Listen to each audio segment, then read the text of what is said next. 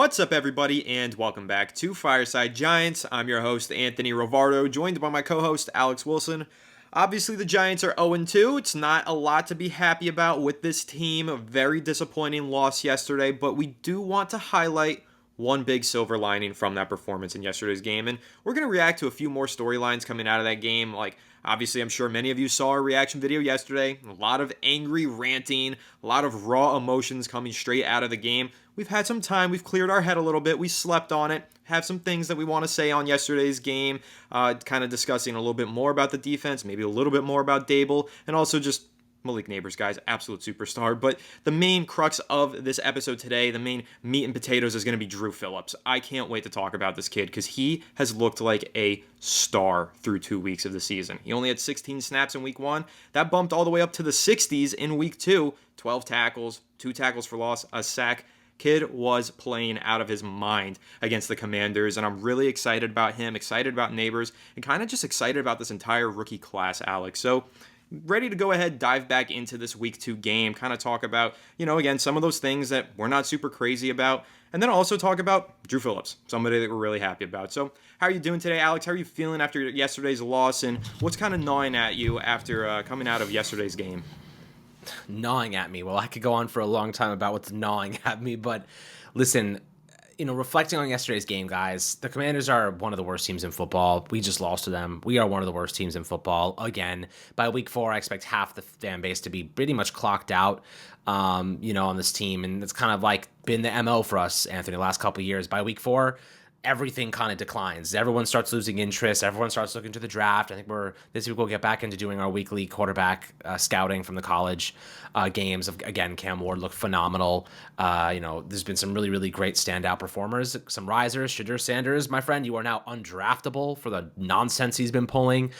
Someone's going to take him, but I can't imagine New York would even sniff drafting him after what he's been up to in the media stuff and blaming his offensive line, and he would be a freaking disaster in New York. So missed me with Sanders, but Cam Ward's looked really freaking good. And, he's got insane arm talent. If he can just, start to piece together some, I guess not even better performance. He's been electric, but against better opponents. They don't have a really tough schedule this year, Miami. So we'll see kind of what they do against, if they get into the postseason and whatnot. But at this point, Anthony, looking at this Giants team, the one silver lining I can say right now is this rookie class seems to be very legitimate. Malik Nabers, yeah, the drop sucked, but he's going to learn from that. He is going to get better because I know you want to talk on that as well. Yeah, I have a take on that, and it's as simple as this. I think that drop is the best thing to ever happen to Malik Nabers.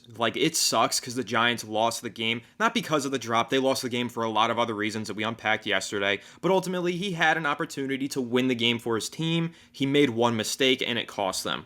But this is a rookie in the second game of his career. He just had a hell of a breakout performance. We know what his talent is like, and what we really needed to know for Nabers, how do you play when the adversity starts to hit you? How do you respond to that? What's your mentality? What's your mindset, right? Because obviously he gets a lot of comparisons, Alex, to Odell Beckham Jr. It's very easy to make those comparisons. They both came from LSU, really good wide receivers as soon as they came into the league as rookies, right? It's easy to make those comps, but you can look at the similarities. How about the differences? I thought the way that Malik Nabers handled himself following that drop was just so impressive. Yes, he was pissed off. He was screaming. He was throwing his helmet down. He was angry on the sidelines. All those things true. But then he recollected himself. He spoke to the media, and the amount of maturity that he demonstrated while discussing that moment with the media was just so damn impressive. And I say that that's the best thing that ever happened to him because he makes that mistake. He drops that pass. That's never going to happen again now. The type of competitive spirit that Malik Nabers has, the way that he's going to respond to that, he's going to play with a fire lit under him for the rest of his career after that one. Because he knows what that moment could have been for him. That could have been his first signature performance of his career. And you might argue that it still is. He had 127 yards and 10 catches and his first touchdown. Maybe that is his first signature performance. But man, imagine if he also caught the game-winning pass to go along with it. It could have been the start of a truly special season for Nabers. And again, probably still is. But knowing what it could have been is going to eat at him, and it's going to make him a better player. So it's a mistake that he makes in week 2 of the season, probably never makes again. And that's a great thing, not just for Nabers, but for the New York Giants to know that you have a guy who gets hit in the face, bounces back right away. He's going to come out in week 3. He's going to play his ass off, and he's going to be motivated, more motivated than ever. So I can't say that I'm happy that happened yesterday, but knowing what it's going to do for him and his competitive spirit going forward, it was a big moment in Nabers' career. And again, maybe the best thing that's ever happened to him. Yeah, I mean, listen, I think a player is defined by the adversity they overcome, and Nabers was dealt a great performance and a bit of adversity to finish it. Giants losing that game, yeah, there was a lot of things that attributed to it. Obviously, time of possession, they lost by like 15 minutes. They gave up 425 yards. They gave up 7 third-down conversions. They lost. They were the first team in history, Anthony, first team in history to score 3+ touchdowns in a game and still lose without the opposing team not scoring a touchdown. 7 field goals, bad personnel decisions. It was just a masterclass of how to lose a game based on things that were in your control. The Giants had full control over a lot of the decisions they made and still made the wrong ones. Not elevating a kicker. I mean, come on, this is basic stuff. This has happened before to us, by the way, where the Giants have been without their kicker because we walked Graham Gano out there, who was already injured, and to his freaking kicking leg. I mean, he had a groin injury. Oftentimes you overcompensate other muscles, and he pulls a hamstring in the process. Listen, there's a lot of things that went wrong yesterday. I don't really want to dive into them, just yet. We'll do some film stuff this week, and we'll show you guys some stuff that we thought was good, some bad. But most of all, we want to talk about one major positive. And as I said before, the rookie class has been really, really strong so far, at least the first 3 picks. I think that Nabers, star, Tyler Nubin, lots of upside there. He's looked solid. But most of all, Dru Phillips out of Kentucky, 3rd-round rookie. Guys like Ryan Clark are out there on Twitter saying, like, man, you look really good. He's going to be a star at nickel.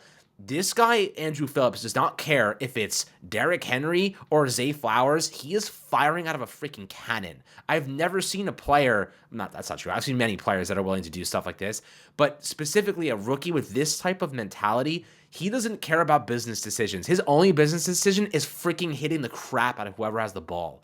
And I love that about him. He is smart. I know a lot of the Giants personnel, their coaches and staff members said that he was one of the best interviews that they've ever seen at the Combine. A lot of teams reiterated that, by the way, that said he was unbelievable. His interview was incredible.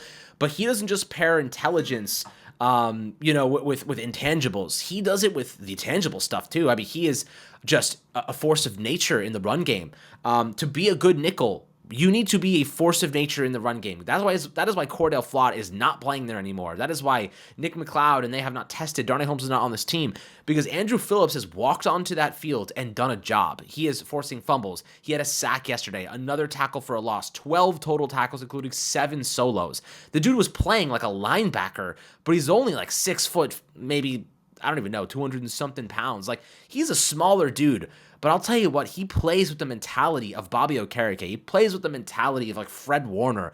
In his coverage, by the way, he was one of the highest graded corners in the slot in week 1 against the Vikings. He was tremendous. This past week, against Washington, I bet he is another 90+ grade if you're looking at PFF stuff. The only bad moment he had was that phantom freaking holding call that was total bullshit. Excuse my language. It wasn't even a hold. And they bailed him out of what would have been Brian Burns' sack. Unbelievable missed call there. Like, that stuff defines a game. I don't understand. You should be able to challenge a bad call once a game in the NFL because that was out of control. I mean, that type of stuff. He got ran over by Zach Ertz. He wasn't even holding him. He just ran through him. That should have been a pick, if anything, on the offensive side. I was completely bewildered by that moment. I know a lot of you guys were too. I posted it on Twitter.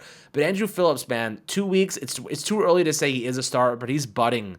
He's a budding star. I mean, he looks like one of the best slot corners in the league right now, and he's 2 games into his rookie season. That might be one of the best draft picks we've had in a very, very long time. Nabers was like an automatic, like, as long as they don't destroy him, he's going to be a star. Tyler Nubin's a solid pick, but Dru Phillips, the fact they didn't get Kamari Lassiter, the fact they didn't get Kool-Aid McKinstry, and they still got a guy like Dru Phillips who's this good, they're going to go and Anthony, I'll tell you this right now. Deonte Banks had a solid game. Dru Phillips was unbelievable. If they go out into free agency next year and go get a guy like DJ Reed, they're going to have a really good secondary next season. They just have to get their pass rush right and get another defensive tackle. I could see the Giants taking a big DT in like round 2 next year, a guy that can pair with Dexter Lawrence. I could see that potentially being a solution for them. That's something I would be considering if I am the Giants. Maybe even another pass rusher too, in the mid rounds there. So, what are your thoughts right now on Dru Phillips? Obviously, you're really high on him, just as I am. This guy might be the steal, like one of the best draft picks in terms of mid round draft capital spent that we've seen in maybe a decade. Yeah, it's been a long time since the Giants have had a player in the mid rounds make this much of an instant impact in their rookie season. Dru Phillips has been so special for this team. I mean, he is just all over the field. He's in the backfield, he's downfield, he's on the sidelines, he's over the middle. He's just making plays from everywhere. Like a versatile talent, great against the run, solid in coverage. The way that he has stood out has been tremendous through 2 weeks. And not only does he look good, in his tackling form, but also just his pursuit and aggression. The way that you described it best there, Alex, shot out of a cannon, right? He's flying into the backfield and making some of these plays. You liken some of his abilities to Bobby Okereke. Well, you're not that far off, because on some of these plays, especially last week against Washington, he was playing linebacker. They had him playing that cash or money defender role that they envisioned for Isaiah Simmons. Dru Phillips has been so good that he has stolen the majority of those reps from Isaiah Simmons. And now he's the one playing this de facto linebacker slash nickel cornerback role. So really impressive stuff from Andrew Phillips. Like, you can't really even praise him enough, the way that he has impacted this team. And I would argue, in terms of down-to-down consistency through 2 weeks, outside of Malik Nabers, he has been the New York Giants' best player. He has been just tremendous. Like, yeah, Andrew Thomas has been elite as well. Dexter Lawrence has been elite as well. But considering what he's done and how he's stuffed the stat sheet on a per-snap basis through 2 weeks, you have to be thrilled about what you're seeing in Dru Phillips right now. And for the Giants, you got to walk out of these draft classes with some starters, with some really good players, man. And they haven't necessarily been doing that. Like, you look at that 2022 draft class, Alex. Joe Shane, he missed on a few of those picks. Marcus McKethan isn't on this team anymore. Josh Azidu is unplayable. Evan Neal is unplayable. Thibodeau, we can dive into how he hasn't performed at the level that we expected of him.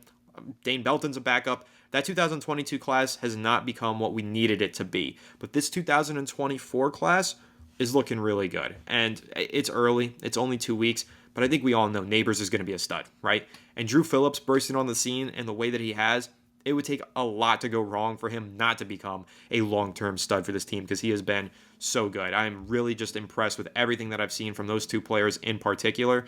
But man, Dru Phillips, it can't be, it's very underrated having such a good nickel cornerback. And I think that Giants fans probably haven't realized the impact that a good slot corner can make on this team, because we haven't really had one in a very long time, Alex. But I think now we're starting to see it, because a really good slot cornerback lines up in the box, lines up closer to the boundary, makes plays all over the field, and makes an impact at all three levels. And that's the difference between a great outside cornerback who, can shadow a really good WR1 and make a lot of plays on the boundary. But when you have this guy who plays linebacker, safety, cornerback all over the field for you, that impact can't even be overstated. It's so monumental for this team. So I'm just incredibly impressed with Dru Phillips. I'm going to break down the film on him again this week. I did it last week, reacting to week 1 for him. I got to dive back into it in week 2, because he has just been nonstop good football on these Giants game days. I'll throw you something. So the grades and all the information just dropped on PFF. Andrew Phillips gave up 5 receptions on 7 targets yesterday. But you want to know what a great nickel cornerback does? He limits yardage. 5 receptions, 14 yards allowed. You know what that means? He was sticky in coverage. They caught the pass, but he was right there to make the tackle, did not let any yards after the catch. Look, playing nickel is one of the hardest positions in football. You have to navigate traffic. You have to figure out where routes are going. You have to get through people. It's really, really difficult. To limit 5 receptions to 14 yards is substantial, value. That is unbelievable. That was really, really impressive in my opinion. So I definitely think that that's something he'll be very, very proud of. Deonte Banks was the highest graded Giants corner. He gave up 54 yards on 4 receptions, had a pass breakup. For the most part, looked really solid though. 54 yards, it's whatever it is, what it is. 32 of those yards were after the catch, by the way. So, he had 3 tackles in addition to that. Adoree Jackson, he only played 11 snaps, so not much there. But I kind of want to just round this out talking about a couple different things. Let's look at the pass rush here. So Jason Pinnock led the team with 2 pressures and 2 sacks. Dexter Lawrence had another 4 pressures. He was obviously very, very good. Brian Burns had 2 pressures. He was he's not earning his contract right now. That's the best way to put it. Kayvon Thibodeau had 3 pressures, somehow had 2 quarterback hits. He was one of the lowest graded guys, but, the win rate was 11% pass rush win rate, so not great there. But if looking at what I'm mostly interested in is the pass blocking, to be quite honest with you. The Giants had pretty much across the board great pass protection. Andrew Thomas gave up a sack and 1 pressure.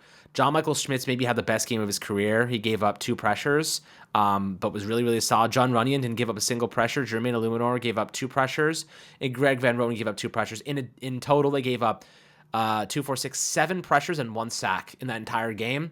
That is probably one of the best pass protection performances we've seen from the Giants in a decade, straight up. That's how long it's been. Anthony, I don't know if you had any thoughts. I kind of went through a couple different things there, but I'll let you catch up.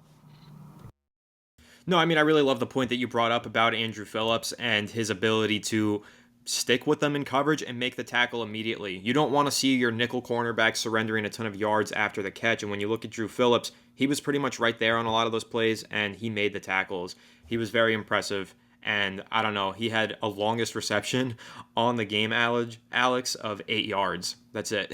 That was the longest reception that he led up. And so this is the second week in a row that he's led the team in defensive stops as well. He was tied for the most defensive stops on the team. So Dru Phillips, he's just been all over the place. Thought Bobby Okereke looked good as well. And honestly, Alex, if I have to give credit where credit's due, I thought that Brian Burns looked a lot better this week. He wasn't great by any means. He did have a sack wiped away by the phantom holding, as you mentioned, but I also thought that he made a couple of solid plays against the run. He was decent. He was good. A step in the right direction for him, absolutely, in my opinion. And I think that we just have to keep compounding that success, though. He's getting a little bit better week to week. A lot of these players are, but it's got to keep trending in that direction. These players need to keep improving week to week. And Brian Burns being a veteran, it's no different. We need to start seeing him make an impact at a higher level. And I think we're seeing a trend in the right direction. So I think it was an impressive performance by a lot of these Giants defenders. Again, I'm going to clarify because I caught a little bit of heat in the comment section of yesterday's episode for this. So I'm going to clarify this point. The Giants defense was not great. The Giants defense was terrible against the run, but they didn't surrender any touchdowns. The offense has to be really bad, or the special teams, something else had to go wrong for this Giants team to lose without surrendering a touchdown. They weren't great, but they were not the reason that the Giants lost the game. That's the point that I was trying to make yesterday. They have to be better against the run. Shane Bowen was hired to stop the run. That is the exact reason that Brian Daboll told the media that he hired Shane Bowen. So far, the Giants haven't been able to stop any running backs. It's been a struggle. They have to be better in that regard. But again, the bend don't break defense, it did its job. The Giants didn't lose because of their defense, but they also need to be better. Everybody needs to be better, really, across the board for this Giants team. But Alex, what else are you seeing on these PFF grades? Anything that you're noticing? How about the offensive line? How did they grade out in this one? So the run blocking was also really, really good. That kind of left side tandem of Andrew Thomas and John Runyon is phenomenal. They gave up 1 pressure. It was the 1 sack to Andrew Thomas, but John Runyon and Anthony, I'll give myself some credit here. I saw this coming a long time ago when they first signed Runyon. This is a very good football player. People do not understand that he was playing out of position with Green Bay. He is now finally playing his traditional position at left guard, which is what I identified when they actually made this signing. And yeah, week 1 was not great. He was coming off injury, did not play in the last couple. I don't think he played in the preseason at all. He was banged up. I think he had a shoulder situation, but he came back, played week 1. Week 2 looked ridiculously good. 0 pressures. He was phenomenal. You want to know what happens when you have 2 guards that at least play competent football, if not really good football from Runyon's perspective? Your center looks better. Go figure. JMS had one of the best games of his career. So, I think we'll do a full kind of review tomorrow on the offensive line, throw some film in there, show you guys kind of the pocket that Daniel Jones had in this game. Maybe one of the best pockets he has ever had. Probably the best pocket he's ever had, to be quite honest with you. And by the way, guys, don't overlook the Washington Commanders' defensive front. They have a really good defensive line. Josh Sweat and Deron Payne and some of those guys up there are no freaking joke, and the Giants manhandled them. At a rate that was very surprising. Now they got Myles Garrett. Andrew Thomas versus Myles Garrett is going to be quite the battle if they don't put him up against Jermaine Illuminor. So, going to be really, really fun to watch next week's game. Some other things I wanted to throw out there, though, on the defensive side, the run defense, Anthony. Deonte Banks was the worst graded player in run defense. DJ Davidson, who's played only 6 snaps, really, really bad. Cordell Flott, who had played 28 snaps, really, really bad. Elijah Chapman, not so good. Newbin didn't grade out altogether that well. I know that Cordell Flott had 2 missed tackles. Andrew Phillips, I know they labeled him with 2 missed tackles, but he made a big time impact. I mean, he was the 4th highest graded run defender, so I think we can give him a break on those ones. I actually thought Azeez Ojulari had a couple of nice plays when he was in the game. I saw him make a couple of nice ones. I think he had a tackle for loss as well. Raheem Nunez-Roche has been a little bit of a ghost. We really, really struggle on the interior defense, guys. Just looking at this lineman, Kayvon Thibodeau struggled to a degree at 4 tackles, but Brian Burns was really solid off the edge and run defense, according to PFF. I'm just kind of reading you what they have. But this interior defensive line is a weakness. They need someone to step up there. I know Chapman's a really solid young UDFA, but he needs more time to grow. He's really a better pass rusher than he is a run stopper right now. They need Raheem Nunez-Roche to play that role. They're missing A'Shawn Robinson a lot right now. So, I do think that they lack some depth there. Hopefully somebody emerges and it kind of helps this team step up in that regard. They're getting thrashed on the ground. I mean, Brian Robinson killed us. Jaden Daniels killed us. So that is definitely problematic. Even Austin Eckler had a couple nice runs after the catch, but they were screens. I do think that right now, from a perspective of Kayvon Thibodeau, man, he's not playing well. Like, the run defense grades are not good. The pressure rates are really bad.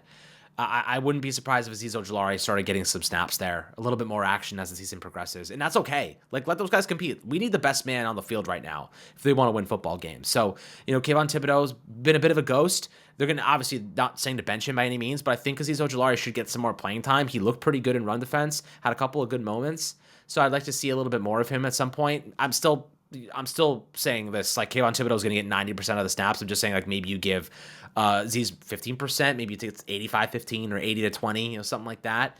Give him a little bit more of an opportunity, because if Kayvon Thibodeau is not going to play well and not going to step up, especially in run defense, the Giants need help. Like, their interior is getting thrashed. They're running to Kayvon's side and killing him. Like, it is becoming a bit problematic. So that is something I would consider wanting to see moving forward. Anthony, what are your thoughts on the run defense here? I know there are a couple guys that really struggled yesterday.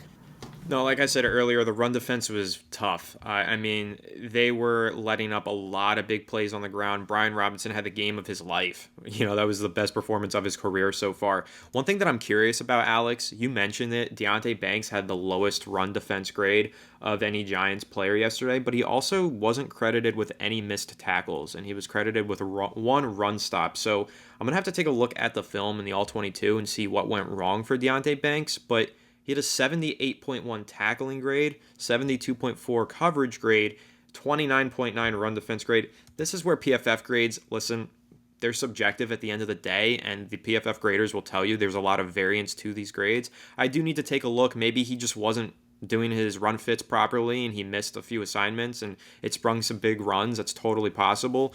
But at the end of the day, I do want to highlight the fact that Deonte Banks in coverage was targeted 6 times. He only let up 4 receptions for 54 yards.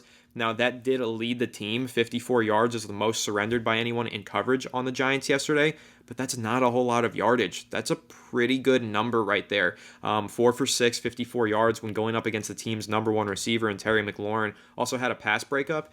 I think Banks is making strides, Alex. I think he's making some good plays, and he is improving a lot in coverage as the primary cornerback. Now, again, let's see if he can improve this run defense since he graded so poorly there, but I think we're seeing some good things from a lot of these young players.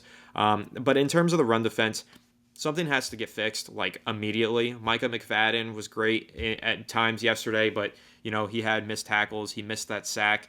And just generally speaking, I think that the responsibility on the run defense needs to be handed to Shane Bowen. Like I said earlier, when Dable hired him, he told the media that he hired him because of his run defending abilities. We haven't seen that show up just yet, so I think the one who needs to answer for this, it's not any of the players, it's really Shane Bowen. He has to figure out a way to scheme this up better.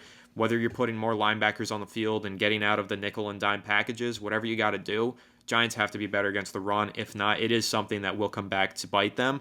Could cost them some jobs down the line and definitely cost them a few more games throughout the season, Alex. So very concerned about the run defense. But at the end of the day, I do think we're seeing a lot of strides from these young players. And I think we're seeing potential. And Alex, at the end of the day, we thought this was going to be a little bit of a rebuilding year. This was going to be a developmental year for a lot of these players. I think that we are seeing some development through 2 weeks for a lot of these young guys. It hasn't been perfect. We're losing games, obviously, but some of these young players are really rising to the occasion and starting to show signs of progress, and I think that's something that I'm encouraged by. Yeah, absolutely, man. I mean, look, there are signs and silver linings of progress in certain places. But you know what? I'll reference this, Anthony. You want to know what happened after Campbell lost that, made a bad decision yesterday in that Lions game? You want to know what happened? He went up to the podium, cried, and took accountability for his mistakes. I think that's what a head coach should be doing. If you make bad personnel mistakes and you lose your team the game, like Brian Dable did yesterday, take accountability for it, man. The guy is just hiding, and then Pat Leonard goes up. I'll give this, man. Pat Leonard has some freaking balls. Dude goes up there at postgame after that loss and says, "Do you think your job security is in question?" And Brian Dable gives him a glare that I thought he was gonna freaking jump over that podium and stab him in the neck. I was like, "Holy crap, that dude has some gonads on him. That guy has some courage to ask a question like that in that moment." I'll give him that, man. Dude has some balls. That's crazy. But I'll tell you what. Dable gave him a look that I don't think I'll ever forget, because it was the type of look that you get when you're not sure. You're like, I'm going to kill you because we just lost a game like that, and I know I'm on the freaking line. You know what I mean? Like, and look, Pat Leonard has played a part in OBJ's departure. Like, there's a lot of different things. Oh, shit. Water just spilled. My bad. But Pat Leonard has played a part, in the past with those OBJ situations and whatnot. And I know he's doing his job, so I get it. That question just lit a fire under Dable. I think that Dable maybe is now thinking about the possibility that might be something he has to be considering right now. You know what I mean? Like, his job may be in question if he does not step up and start putting together a better games and not losing games for your team. But the decision to not elevate a kicker lost this team a football game, right? You cannot, if you're a head coach and your guys, and you're asking your players to leave it all on the football field, you're asking your guys to go out there and lay their bodies on the line to win a game, and then the decision and the reason you lose is you did not call up a kicker because your guy had a groin injury going into the game. That is, you owe people an explanation. You owe it to the fans and the players to take accountability, because that's what I think a head coach should do. I think that Campbell does that well, and I think that people respect him for it. Absolutely. Everybody respects Campbell for the way that he conducts himself and the personality that he provides to his locker room and to the media. I will say, update on Graham Gano, the decision not to, elevate the backup kicker. They don't have a choice now. Brian Dable just ruled Graham Gano out for at least a few weeks. So we will be out without Graham Gano for several weeks. Place blame on whoever you want. It's a big loss for this team. That sucks. Jude McTominay, get ready to kick some field goals on game days, baby. I mean, that's what we're going to have to deal with now. But I do kind of want to touch on your point here with Pat Leonard. I think that the reason Dable probably got so pissed off and angry at that question is because he knows those conversations about a head coach's job security don't begin among the ownership until they begin in the media. Once the media starts to talk about it and push a narrative, then it becomes real. And by asking that question, Pat Leonard has now made it real. He's made it a public conversation that people are having. So Dable's job security wasn't in question until a reporter finally asked that question.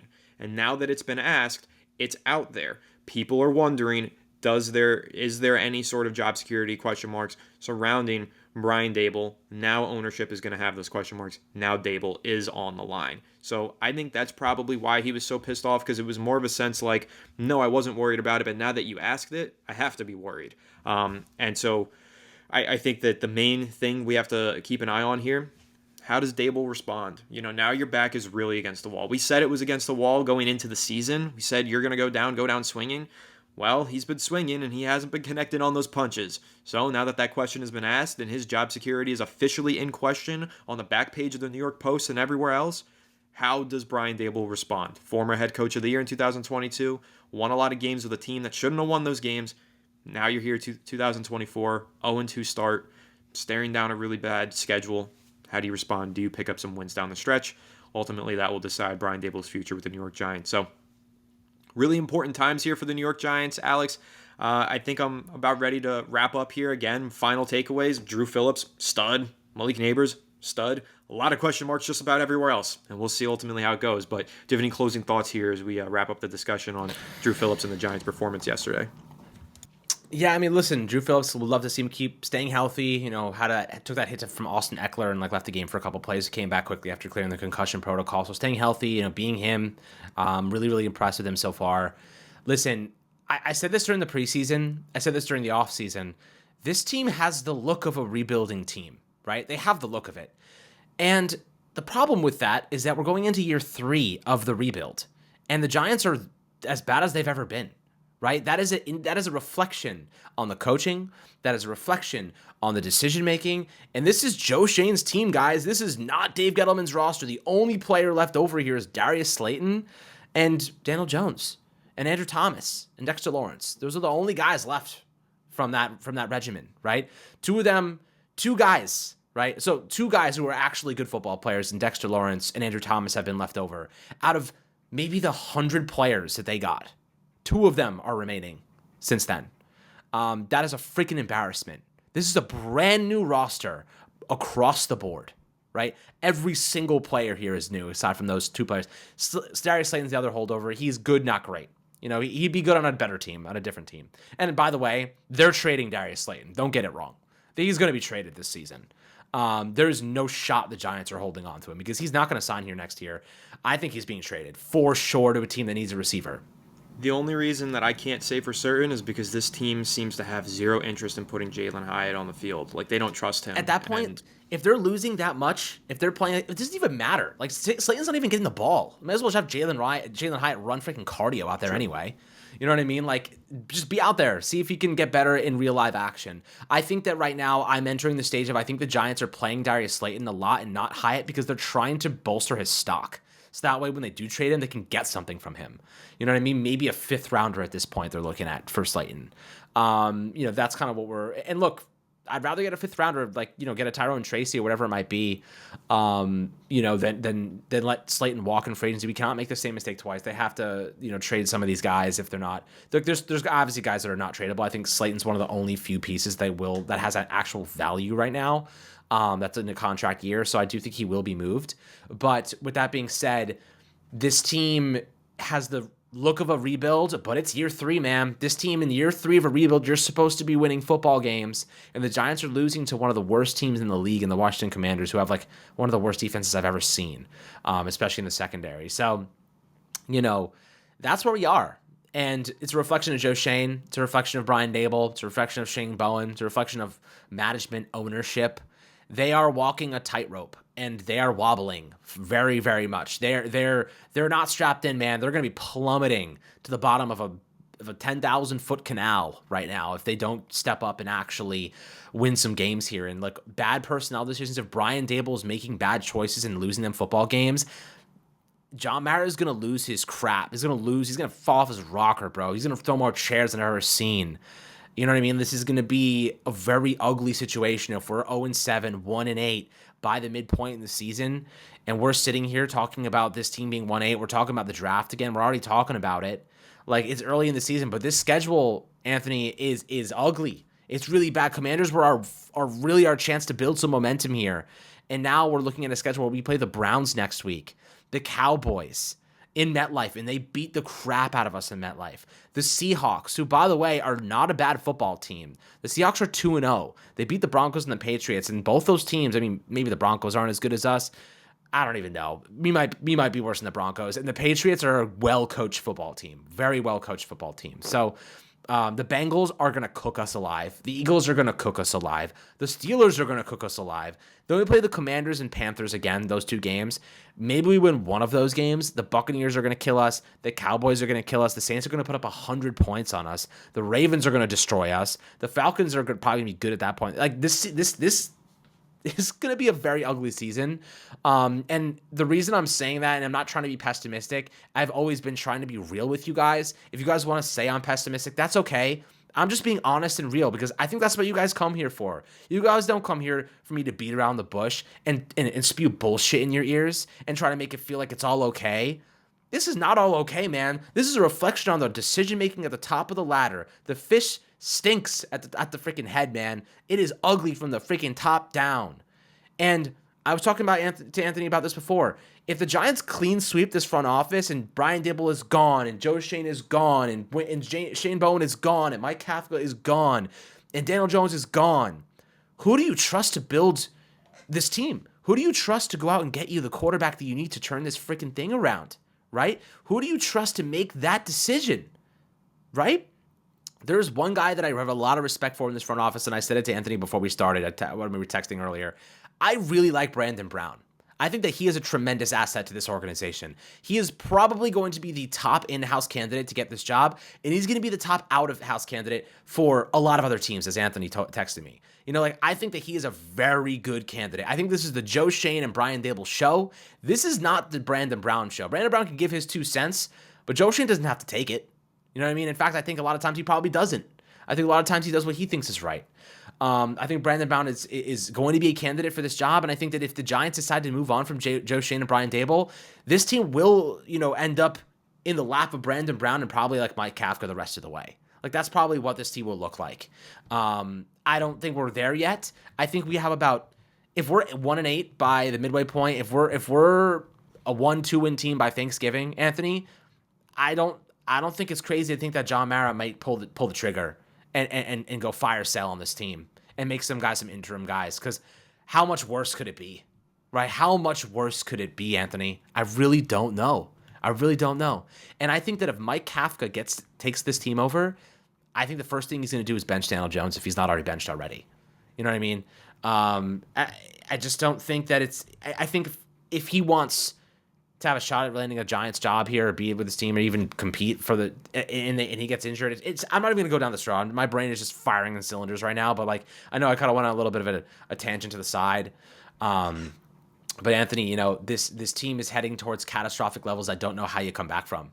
I don't think Joe Shane and Brian Dable are going to be here next year anymore. I thought after last week, I'm going to say it again. They're probably mid-season fires if they don't get things into shape right now. I know John Mara doesn't like to make in-season fires, but I think he's pissed off, man. I think he's more pissed off than the fans. The fans expect this. The fans expect this team to not be good. We have hope. We have a lot of optimism and hope, but we expect the worst because we're just used to it at this point. John Mara expected progress this year. He went into the season saying, you better know what you're doing. And you want to know, I think you said it on the last episode. You know what Joe Shane said? He said, we cannot start this season 0-3. They're about to. They're about to start the season 0-4, 0-5 potentially, if they don't turn things around. At what point does John Mara just say, I don't even give a shit anymore. I don't care. We need to, I don't like you, Joe Shane. You let Saquon go and we're an 0-4 team, 0-5 team, right? You let Xavier McKinney go, or an 0-4, 0-5 team. You didn't go get a quarterback. You didn't even try. I mean, well, in the first round they did, but you didn't even take a project to maybe develop, see what they had. You know what I mean? It's a fine decision. It was what it is. We love Malik Nabers, but the Giants went into this season with Daniel Jones at quarterback, and that was a losing recipe from the start, and we called it, Anthony, months ago. They were going to be a bad team because Daniel Jones was the quarterback here. And if you want to sit here and tell me that Daniel Jones looked good yesterday, that's fine. He looked better. But he did it with one of the best offensive line performances we've seen against one of the worst defenses we've seen. It can't be the perfect situation for Daniel Jones to be good at on a week-by-week basis. He needs to beat good teams. He needs to go into and play the Browns next week and put up a decent performance. He looked horrible against a good Vikings defense, right? It's just, you can't have the perfect scenarios in the NFL. You have to elevate your game. You have to rise to the occasion. And Daniel Jones only plays well against bad football teams, and that is not sustainable. It never has been. And the Giants' schedule is full of good opponents. And the Cleveland Browns are going to turn back the clock to week 1 for us, guys. Their defense is unbelievable in a lot of ways, right? They're going to put us in our place. And the Giants are going to be sitting here. We're going to be sitting here in week 3 after saying, that's the Daniel Jones we knew. They can't let Nabers, they're not going to let Nabers run all over them. They're not going to let Nabers take crossers with 40 yards of space in front of him and run wild in the secondary. The Browns aren't going to let it happen, right? It's not going to happen, guys. And their run defense is elite as well. So, this is where we are. We needed to get some momentum. We needed to win that game, and we didn't. This team is headed down a dark path quickly. And it's time for us to start thinking about the future already. And it's freaking sad. And I'm sitting here and I'm miserable talking about it. Miserable. You think I want to be saying this? No, I don't want to be saying this. This is Every Monday I wake up pissed off. Every Monday I wake up frustrated, angry, and I know you guys are at work feeling the same freaking way. You know what I mean? I hope to God you're a Knicks fan. I hope to God you're a Yankee fan right now, or you're a fan of a team that has any freaking hope, because this Giants team has a long way to go, and there are some really encouraging pieces. But this coaching is bad, Anthony. It's bad. A lack of discipline across the board in a lot of ways. You know, like there's 425 all-purpose yards against the Commanders is unfreaking believable. It cannot happen. It cannot happen. The Giants have bad coaching in a lot of places. But that's, and the personnel, don't even get me started. Some of the decision-making there.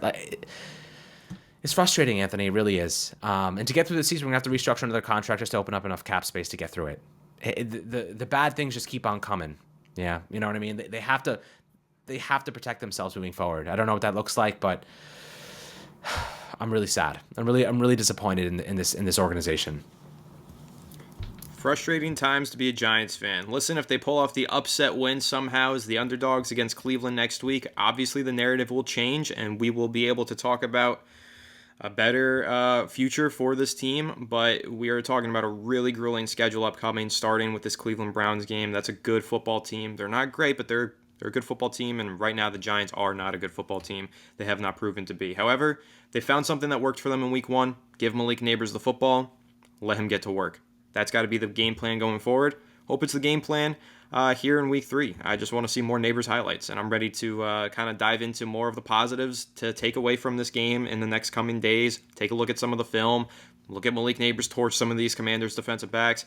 Take a look at Dru Phillips, how he performed on the film and all of that stuff. So it's going to be fun.